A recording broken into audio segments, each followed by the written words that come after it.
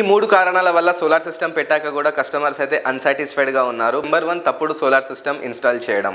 Suppose మీరు ఉండే ఏరియాలో పవర్ కట్స్ ఎక్కువగా ఉన్నాయని అనుకోండి, అక్కడ మీరు ఆన్ గ్రిడ్ సోలార్ సిస్టమ్ పెట్టినట్లయితే పవర్ కట్ అయిన వెంటనే సోలార్ అయితే ఆఫ్ అయిపోతుంది. ఇలాంటి ఏరియాస్లో ఆఫ్ గ్రిడ్ లేదా హైబ్రిడ్ సోలార్ సిస్టమ్ మాత్రమే ఇన్స్టాల్ చేయాలి. నెంబర్ 2 తప్పుడు ఇన్స్టాలేషన్.